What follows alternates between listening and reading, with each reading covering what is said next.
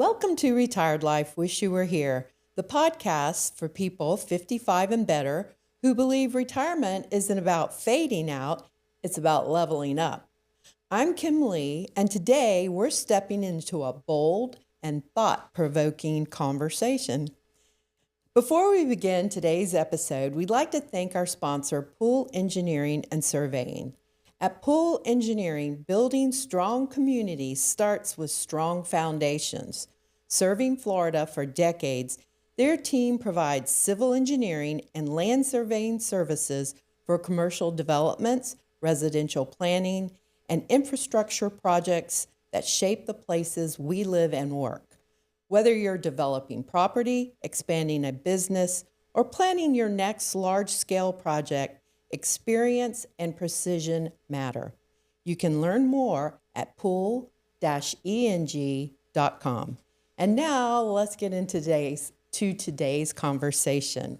Now, my guest today, you're going to recognize, this is Natalie Rogers. And for years, many of us were told that fatigue, joint pain, hormone shifts, brain fog, and declining energy were simply natural aging, which I know I have been told that. But what if some of what we accept as inevitable is actually influenced by inflammation, lifestyle, hormone balance, and how we approach medicine? Our guest is Natalie Rogers. Natalie is an energy healer and holistic wellness practitioner who has expanded her work into collaborative clinics offering regenerative and integrative therapies. Today, we're going deeper, not into hype, but into thoughtful exploration.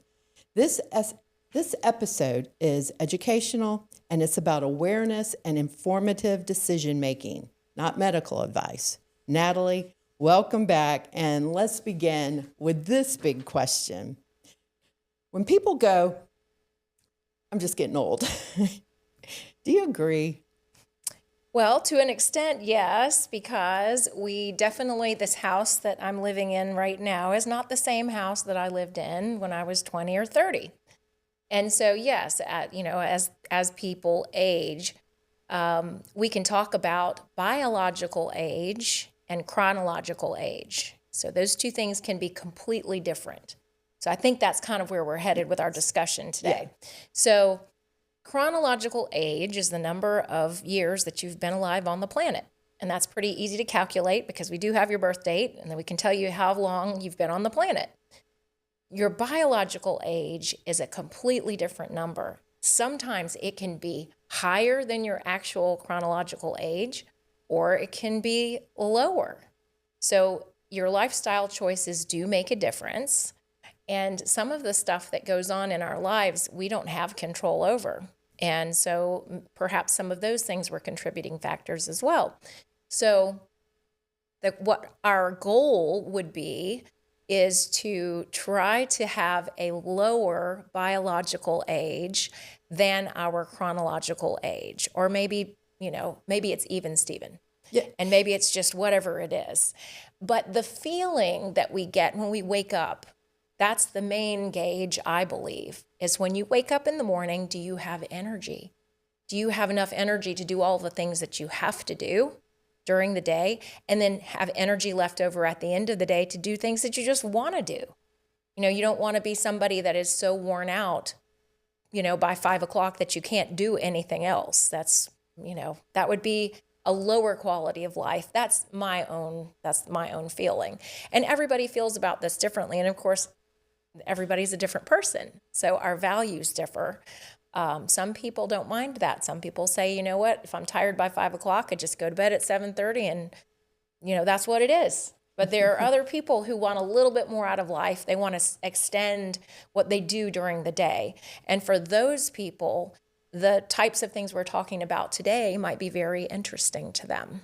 So speaking about where we're going here, how much of people's feelings of aging and I'm just getting so old has to do with inflammation, stress, what the food they're eating, their hormones? What's pushing us in this direction that's causing a lot of our feelings? Well, it's a very complicated answer because there are so many contributing factors.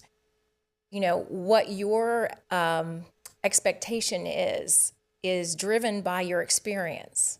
And so if you have grown up amongst people who complain a lot when they're older, and your grandparents complained about, oh, this is wrong with me, and now this is wrong with me, and this, you know, if they were complainer kind of people and let you know they've got all these ailments and these problems, then that's going to kind of be your expectation of aging.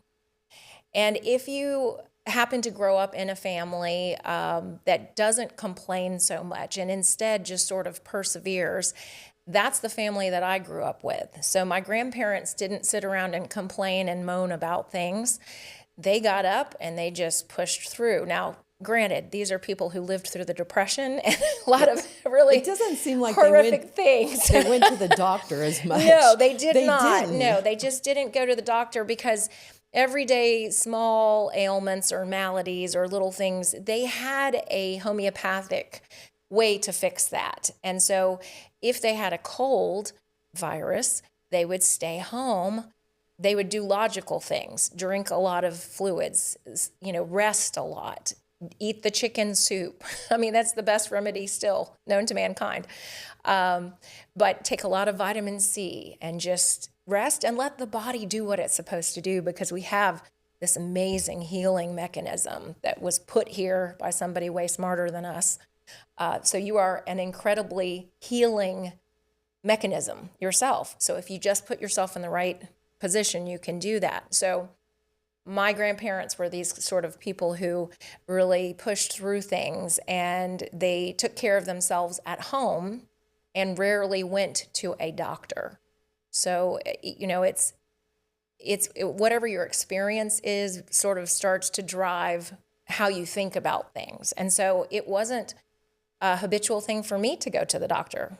When I was a young kid, we got chicken pox because we were around kids that had chicken pox. Go to the doctor, yes. And so, my mom called the doctor and said, what do I do? And he said, give them oatmeal baths and put calamine lotion on the places and it'll clear up. It's going to be 7 days and then you'll be fine. And guess what? That's what happened. She did call a physician, but we didn't go to the doctor, and he didn't charge her anything. Oh, I know. This is back and in the day. They would come and visit. Yeah. Well, back in the day, you could actually get a doctor to come to your house, and my mom would just write a check. Yeah. It's $45. That's a $45. $45. Boy, those were definitely the days. So how do you think traditional medicine, and how do you think it's handling the 55 plus now, as far as, are we just going straight to the pill cabinet, which I feel like doctors are just, okay, take this and take this and take this. And if you look in people's pill cabinets, they're pretty full. They're very full. And that's upsetting to me, because I understand that given the right circumstances, given the right environment, given the right food, we can eliminate a lot of the issues that people complain about. However, and the doctors are not bad people, they're just part of a very broken system, and one that's driven by money and greed, and it comes from the very top, insurance companies, healthcare companies, all the way down. No. So pharmaceutical. It's pharmaceutical. It's all the whole not thing. The pharmacist. Not the pharmacist, the pharmaceutical industry. And so it's just a very difficult place to operate in. That's why I choose not to operate within that system, because it seems to be very money driven. You are not really a good customer if you're not going to purchase the pills. So they're going to give you the pills. And it seems like the whole thing's set up for a crisis and not for like planning how things should go, like longevity. That's, to me, to keep people alive, they think we need to keep taking pills. And well, you can stay alive for a really long time taking pills. It will keep you just well enough to keep you a customer for a few more years. And that's the dollar signs right there. So if they can keep you alive for a few more years on some pill, then you're a better customer. And your quality of life is negligible, for them. They just Yeah. if you don't, you may be suffering some pretty bad side effects from some of the pills. In fact, you might be taking multiple pills to take care of the side effects. And then you're taking 14 different meds. But, people seem to accept, like we said before, if that has been their experience and they don't know any different, then that's what they just expect. And so they expect to be on meds. Everybody talks about I've got to go get my whatever filled, my prescription filled. I got to go to the pharmacy and pick up our pills.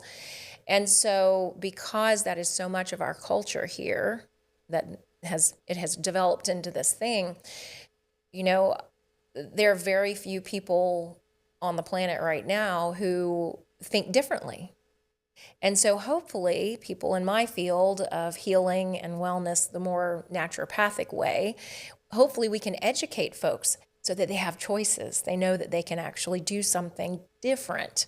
And you're right to talk about the inflammation. And a lot of the inflammation comes from taking lots of pills. That's just pill fatigue in your body, and you just can't, your body's overloaded.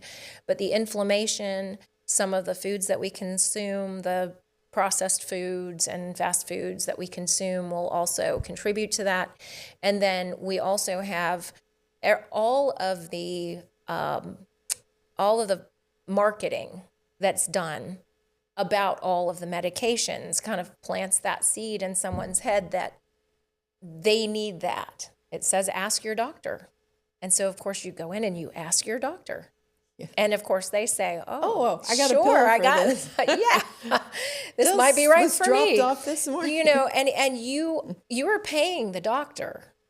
Mm-hmm. You got to remember that, too. They work for you. And so if this ad on television has sort of contributed to maybe planting that seed in your head and you think, maybe I need that. And then you go tell your doctor, I think I need this. Well, they work for you. So they're going to get you the pill. And so how do you think the holistic and energy healing arena, how does it go along with the traditional medicine to kind of balance each other and help each other instead of, having someone that's in a steady decline? Instead of doing this, they're doing this. Right. And we do see a lot of people doing that. I just ran into a friend the other day. The whole time we were in the grocery store, she was telling me, I'm just getting old. I'm tired. And I was thinking, wow, this is what's happening. Right. We're tired. And right. Why? Well, there's so much out there. There's so much now. And longevity is a huge buzzword. It seems like everybody's about it. Dr. Peter Attia talks about it. Joe Rogan talks about it. All of the Dr. Axe, everybody that has a show or that has a podcast or is an influencer talks about longevity. And my thinking is that I don't necessarily need to live longer on the planet than whatever my expiration date is. I just want to feel better during the time that I'm here. So I want to wake up in the morning with energy, and I want to spend my day doing things, physical things that I can do, and not feel like I'm somehow, kept from doing that. So I think what you might be talking about is there is some synergy, and there is a way to combine Eastern and Western medicine practices to the betterment of every person. And of course, each person has to decide for themselves. It's very controversial. A lot of what we do in the wellness clinics is not the FDA approved stuff. And so you have to do your due diligence and read up and educate yourself on this stuff, because every single thing that you do to yourself, to your body, has another effect, has some kind of a side effect. Some of them may be mild, and others of them may not be, fun to deal with at all. So you have to learn to read and do your own research. But I believe that, when there is a major medical intervention that's necessary and people choose, okay, well, I'm going to go this route. Let's talk about the scariest one, the C word, so cancer.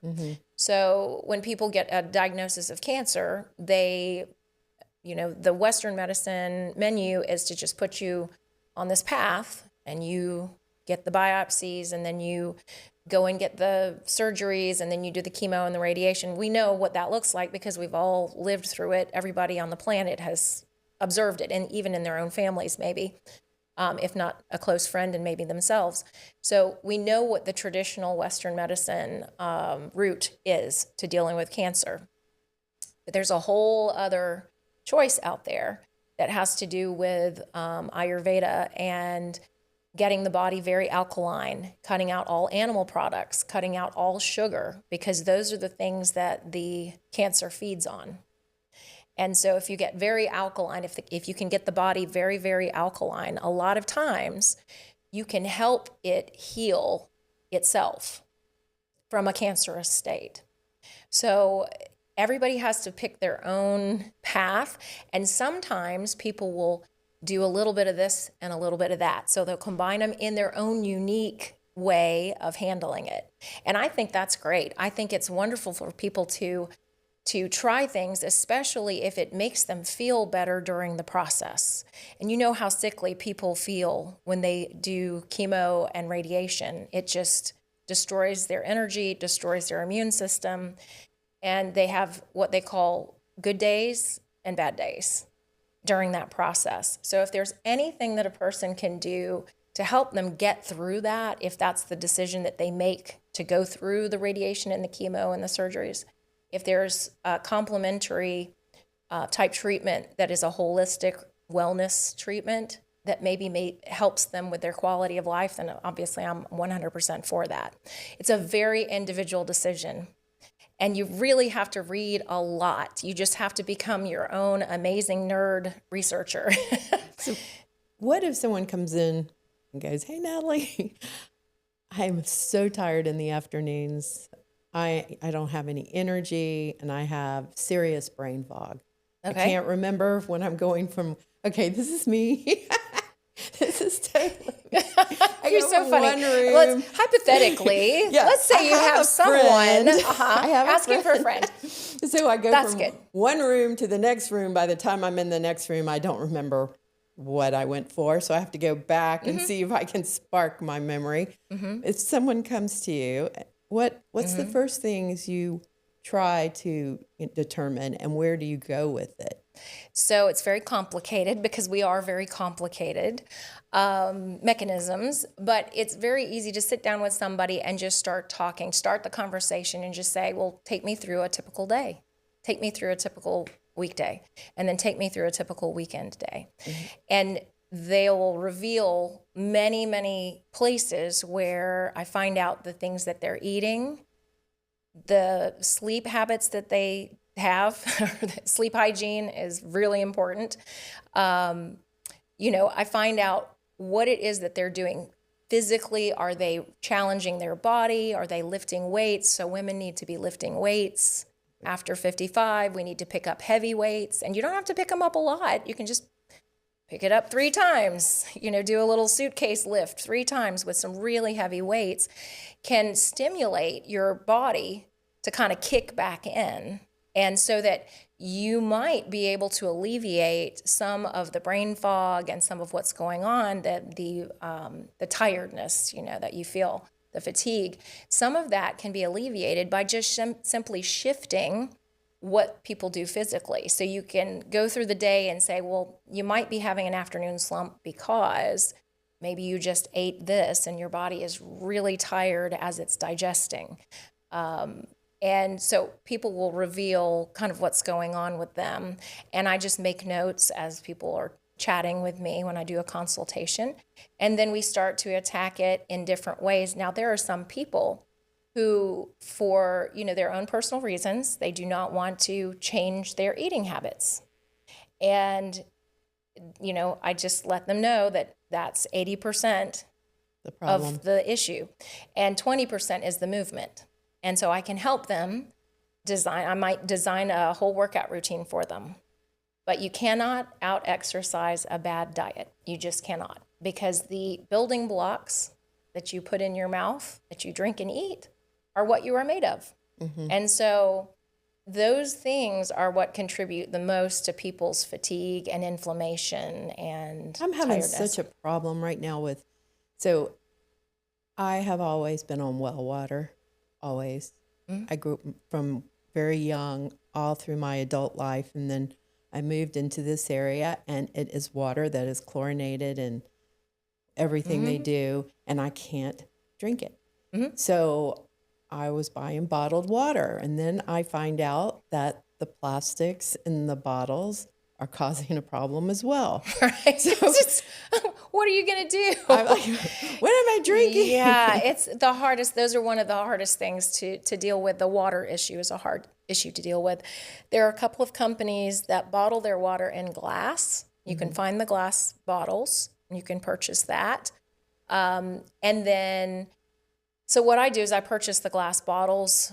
So at least I'm eliminating some of the plastic in the process. And then I actually drink out of a copper water bottle, because copper actually puts the negative ions in the water. It creates structured water, which is really important for us and actually tastes pretty good. I don't know if you've ever drank water out of a silver pitcher.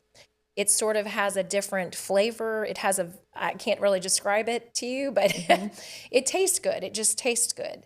And the copper is also a very beneficial vessel. It's an old-fashioned thing to drink out of, but the water tastes better.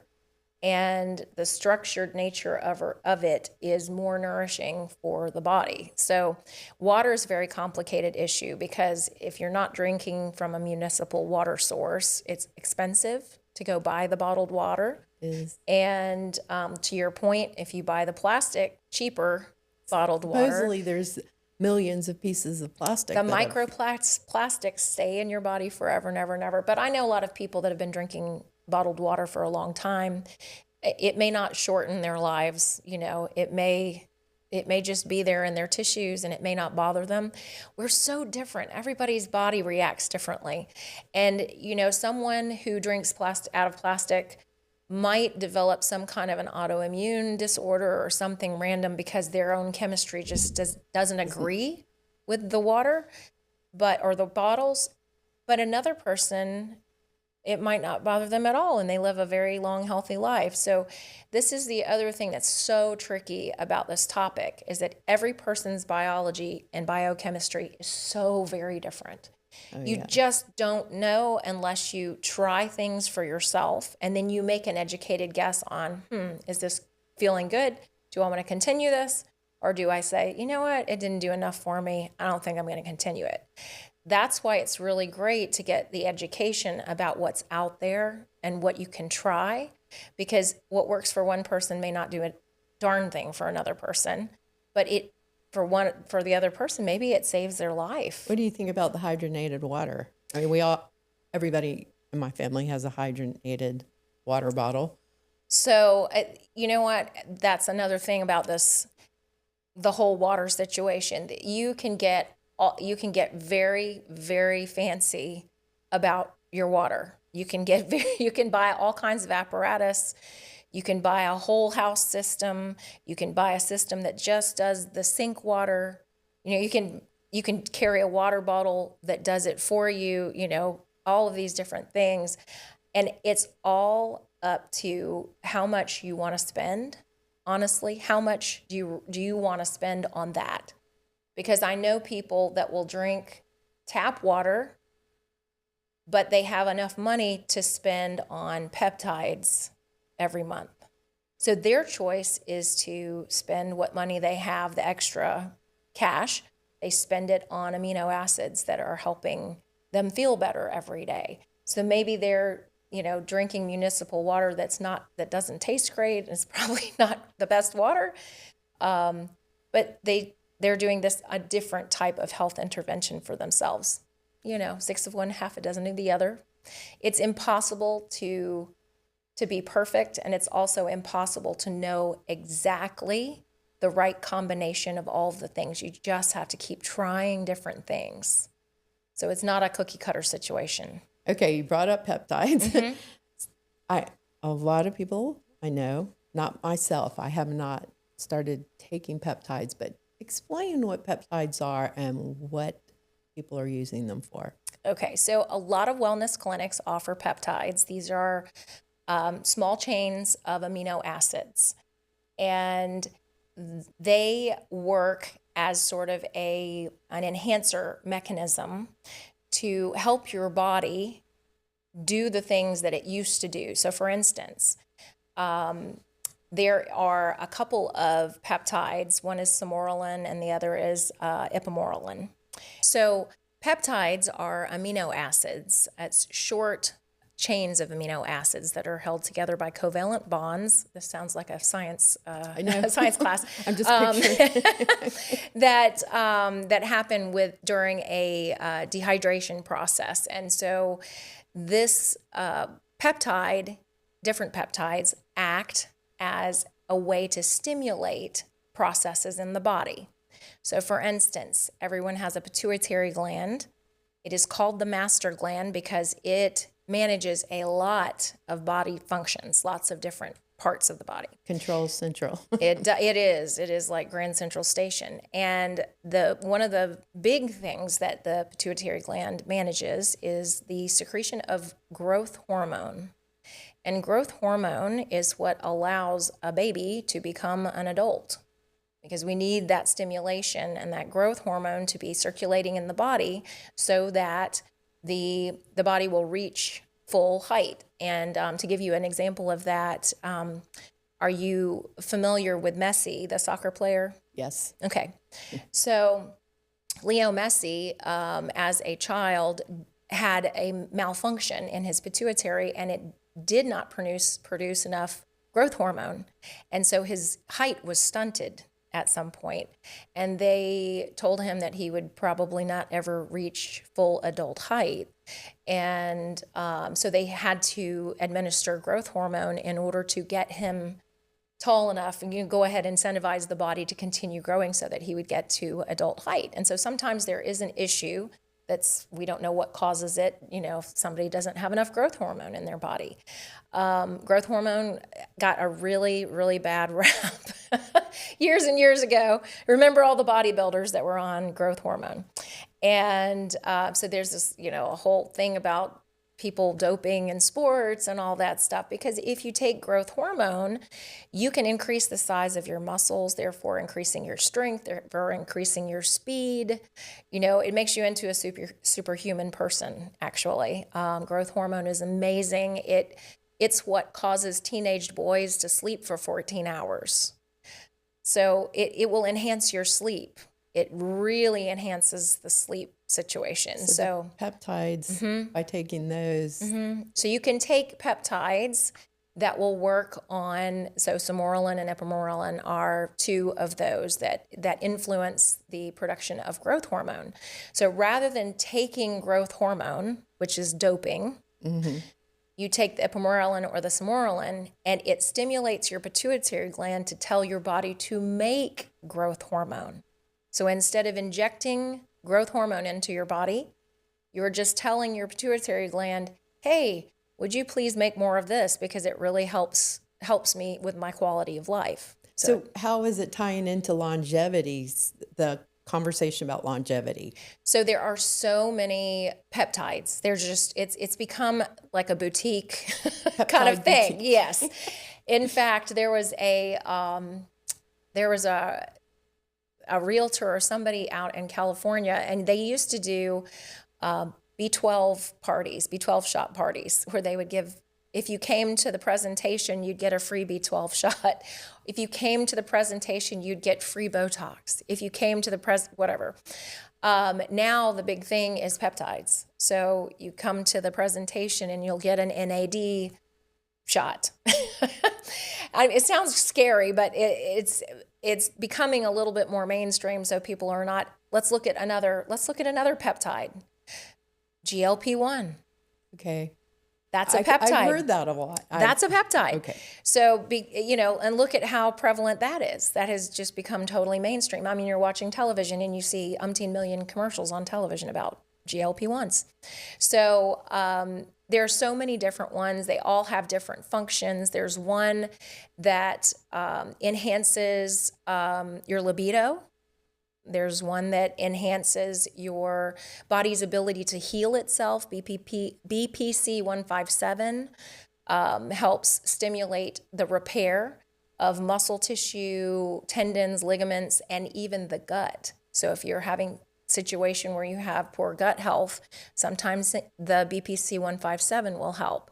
There's just a multitude of peptides that can help the body, help stimulate the body to repair itself. And so, like I said, they're kind of becoming like a boutique thing. They are not cheap. I will tell you that. I will just manage everyone's expectations right now. So insurance is not covering them? Nope. And I actually took some Oralin years ago, and because I wanted to experience what it was before I promoted it for my patients. And it was great. It was awesome. I can guarantee you that it did help my sleep. Now, once again, everybody's body is a different chemical, mixture. So I don't know how this is going to affect other people. All I can say is how it affected me. So my sleep was great. My muscle leaned out. I had very, very low body fat. I felt my strength was better. My memory, my cognition was good. And the only thing that kept me from continuing to go on the peptide was it was just ridiculously expensive. And it was $300 a month. So you have to think about those things. And look, that's why I was saying, you may decide to drink plastic bottled water so that you can afford your peptides. Yeah. And then maybe you decide the peptides, they don't give you that much extra, quality of life. So maybe you don't take the peptides. Maybe you try them and then you say, it's not for me. And instead you spend the money on the bottled water or the copper bottle or whatever it is that you decide that you're going to do. But peptides are a very big deal right now. So are they all going through the pituitary gland? So no, the pituitary is the master gland. Right. And so it does control a lot of all of that. But peptides can stimulate different parts of the body. The one thing, and I will say this, not to scare people, but I want to educate everyone about everything they can possibly learn. Growth hormone, which is what the Sermorelin, the Ipamorelin stimulate the pituitary to do, it causes the body to grow, right? So if the muscle fibers are being affected, they're going to grow. So if you have had cancer, or if you think you may have cancer, I wouldn't, if it were me, I would not take it because it promotes growth. And so what do tumor cells do? They grow and they multiply. And so you have to learn the pros and cons and decide, how you want to manage your own body. That is your choice of what you want to do. Some people have a very high tolerance for risk, and they'll just do anything. I weighed the pros and cons and decided that I would try the peptides because I felt like I should do that for my due diligence. But once again, my body is different from anybody else's, and so I cannot guarantee how it's going to affect the next person. And so growth hormone, especially, you don't want to play around with that. That's why people who injected themselves with growth hormone years and years and years ago may have a higher risk for cancer because maybe they stimulated cancer cells that were dormant in their body to start growing. So at least the peptides are not the direct growth hormone into the body. All it does is stimulate your pituitary gland to produce whatever amount of growth hormone that is correct for your particular chemistry. Okay. I'm starting to pick up on that. So the peptides are just helping your body They are produce helpers. it. You're not doing like the bodybuilders. You're not. Doping. You are not, right. You are Okay. not doping. You are just stimulating your body's own mechanism. So before you consider taking them, you need to ask yourself what questions. So, look at your own health history. And, are you frightened? Are you worried that maybe you are somebody that would be prone to cancer? Are you, you look at your lifestyle too. Are you doing things that are promoting that? Or are you doing things that lead to, your immune system being very strong and being able to fend off cancer? So if you're eating properly and you're getting good sleep, or you're getting enough exercise every day, and you're basically taking great care of yourself, if you look at the list of the potential side effects and you decide, okay, I think that I can do this, I think that I would be safe doing this, then, go ahead and do it. It's just up to every individual person to decide what they think is right for them. And they help with energy. Oh yeah, brain fog. Brain fog gone. The NAD is the one that is the best for the brain fog. NAD, the peptide. It's really, now it's becoming extremely popular. In fact, they are making a food powdered version of it, or pills. They're putting it in pills and powdered versions. I will tell you that I don't believe that the mechanism is very potent that way, because when it goes through your digestive tract, your digestive system breaks down the peptide into the original amino acids. So basically, you're not doing anything other than taking amino acids. So you want the peptide to stay intact, and the only way to do that, to deliver that to the body, is to do a subcutaneous delivery. So you pinch right here, and then you do looks like a little tiny insulin shot. And that delivery of the NAD is far more potent and effective, because it's not going through your digestive tract. If you take it in pill form, you may be throwing your money away. Yeah. Because you're just basically taking it breaks down in your digestive tract. So do you feel like the peptides are part of holistic? So they have their place. I think that's where the wellness kind of field and the Western medicine kind of field are merging slightly, because normally, you wouldn't think of bringing a syringe with you someplace on a trip, or, oh, I got to take this, unless you are someone that has type 1 diabetes and you have to have insulin. Then you probably did that from a very young age. You had to administer insulin. And so it's very strange for people who are not athletes that have been maybe enhancing their performance. It's not a very commonplace thing to carry around syringes in a cooler and give yourself a shot. So I believe, though, that since this is something that is out there that could possibly help people that are having trouble with insomnia, obviously it helped Leo Messi, his growth hormone and all of that, taking peptides and things like that can affect somebody very positively. And I think you just have to read all of the warnings and you have to make your own educated decision.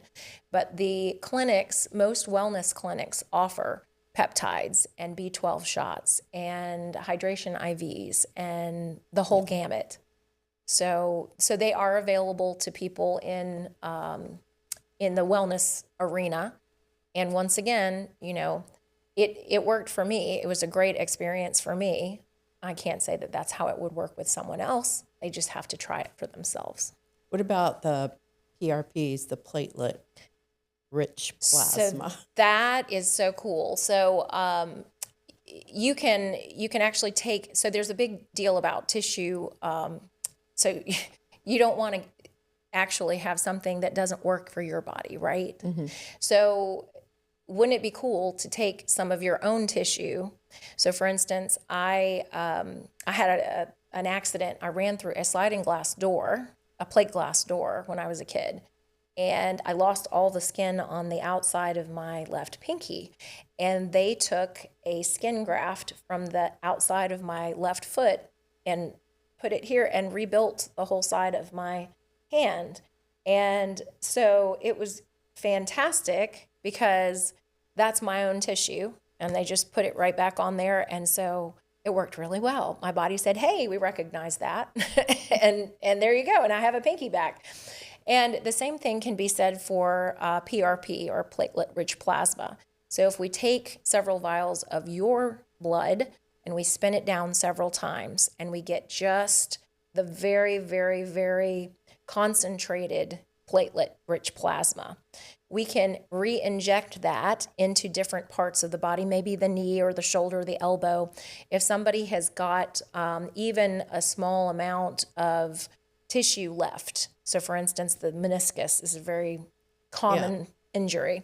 So a lot of people will go get a cortisone shot, and it is very temporary, and they have to keep getting them over and over again. And eventually the cortisone will actually not help, but it will break down the tissues in the body. And it's very hard on the system.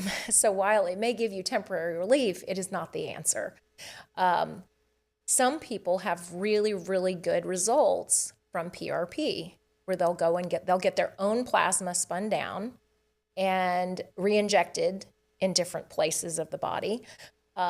There are stem cells. There are places that we can get stem cells. That's another whole thing. This is different. Stem cells Yeah, and stem PRP. cell and PRP are different because the stem cells are usually not your stem cells. And so however, we've had really, really good results. There are several doctors that have been published and have done all kinds of studies on actual people, their own patients, and have had really, really, really good results. If there's any tissue to be rebuilt, this is even more potent. The stem cell route is even more potent than PRP. And I just love the idea of giving people an alternative to just doing a total knee replacement. Yes. Because the new knee is never exactly the same as what we were given. And so it's very, very difficult to replicate that. I know it's amazing. They have 3D printers that they have a computer that measures every little turn and twist, and they can manufacture a really good joint these days. They can really do a great job of that. But it just is never the same. It's never exactly the same. And so if we can work with what we've been given, this original parts that we've been given, and maybe just see what we can do to enhance the repair part, maybe that person doesn't have to get a total knee replacement. Maybe they can have a really good result from the stem cell or the PRP. And I will tell you something that's really kind of exciting and interesting. In the state of Florida, we now are a right to try state, which means that people have the right to try alternative measures rather than going directly to the surgery route. So a lot of the doctors that do PRP and stem cells are excited for their patient because that means that insurance may cover the alternative rather than only covering the surgery. So the surgery route or the total reconstruction. We know those are covered by insurance, but now the stem cell and the PRP treatments may be covered by insurance very soon. I mean, as soon as the next month or the month after that. That's good. Yes, I haven't checked back in. Had the PRP in his bottom of his spine, and for 2 years ago, it's 2 years now, and he has not had a problem since. And they were talking surgery. Wow. See, there you go. That's a really great success story. Continuously. And it's different for every person. I think it would be wonderful for people to have the ability to at least try the alternative first before they go into the surgery. Just go straight to cutting, because once again, there's just so many things that can go horribly wrong with when you cut into the body. Yeah. It's just it's a big deal. So I'm really happy to know that he had a good experience. Yes. And a lot of people are. There's a lot of people out there that didn't just go to the full complete replacement. You know, doctors are trained to do what they're trained to do. So if you go into orthopedics, Western medicine, you learn how to put in knees, and that's what you learn.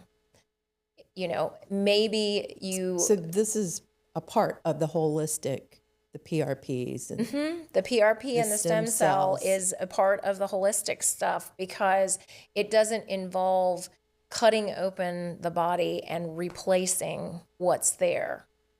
It's more about enhancing the body's ability to heal itself. And that goes back to that whole peptide talk about the BPC 157. So you can do multiple things. Sometimes the doctors will do PRP and then they'll put the person on some BPC 157 just to enhance the healing and help them, you know, get even better. And there's that potential. There's a lot of potential there. So. I wish it had been around. I had a knee replacement when I was 45. Oh my gosh. Well, then you know from personal experience. And this knee was not a 3D. It was 25 years ago, and it was definitely, it's a big fat knee. It's one size fit all, and it was put the same one in every person. Right. So, well, there's likely a small, medium, large or something like that. And so they sort of put you in whatever category. And there's, you know, it's better than than being crippled. You know, it's better than not being able to walk. So as technology improves, as medicine improves, then we get better and better joints. And people are getting more mobility out of their bodies regardless. So it's a great thing that they had that available to you because otherwise you probably wouldn't be able to do all the things that you do. Oh, I can walk. I can go upstairs. I had to sit on my bottom and push backwards up the stairs. Because I could not walk up. See, and that's no quality of life. No. So you did the right thing. I was young, and they had said I was too young. But when my doctor, who actually saw me outside of his office, saw me walking and noticed how bad it was, he said, "That's not good, because I'll do it. You call it." And I went, "Okay." Well, it did. You got what you needed at the time. And so it's, you know, it's not perfection, but it definitely preserved your quality of life. So now you can walk up and down stairs. Yes. So that's And I have 3 flights of stairs in my house. Oh, well, then you get plenty of exercise. Yeah. So if someone listening today is 60, 65, and even 70 years old, and they want to stay strong, sharp, independent, and active for the next 20 years, what foundation do you think that they need to build before they start exploring the PCPs, the peptides, and the advanced regenerative therapies? So it's pretty boring. You go back to basics. You just go back to basics. Lifting the weights, picking the weights. You pick up heavy things. You move your body every day. You stretch your body every day. You push it beyond what you think you can do because we all tend to shorten our range of motion just every day because we want to sit on our butts because we can, right? If you can sit on your butt and hang out, then why wouldn't you? So challenge yourself. Do things. I have a standing desk. Okay, I good. keep it up. It does not go down. That's great. So there you go. That's one little thing, and you can add these little habits together. Look at your hydration. Look at what you're drinking. Are you drinking just plain water, or do you have water with a little bit of salt in it and a little bit of, you might need some cellular support. So you might need a few more of those trace minerals in your water. Look at what you're eating. Are you eating fast food? How many alcoholic beverages do you consume during the week? Look at the total picture of the easy lifestyle habits. So those are completely in your control. And a lot of times, if you just make those changes, you'll start feeling better pretty quickly. Okay. So, just look at what you're eating. Look at what you're drinking. Look at your exercise. Well, I don't think we've even touched the surface. You and I can talk forever. I know. We have to get back. Yes. But thank you for having a thoughtful conversation on this and really educating me as well as hopefully our listeners. And what I appreciate about today's discussion is that we're not just chasing youth. We're trying to make ourselves feel good. It's energy, get rid of that brain fog. Yes. Remember what you want to say when you go into that other room, and be able to get out of your chair. Yes. It's Those are, huge. yes. That's a huge deal. They are. They're big things. And for our listeners, the goal isn't to jump into advanced therapy right away. The goal is to stay curious, stay informed, and make decisions from education rather than fear or hype. And we'll include any information Natalie has on our show notes and at the bottom of our podcast. And while we're talking about it, before we go, I would like you to check out our Retired Life merchandise and help support the show. We have everything from coffee mugs, wine glasses, hats, shirts, and some of them are around us, our beach bags. Everything's designed to celebrate this chapter of your life, no matter what you're doing. We have whatever you would love to do. So you can find all our merchandise through our link at the bottom of the show notes, as well as going to www.retiredlifewywh.com. And thank you for listening to Retired Life today, and we hope you join us in our next chapter. Thank you very much for joining us, and thank you, Natalie. Thanks, Kim.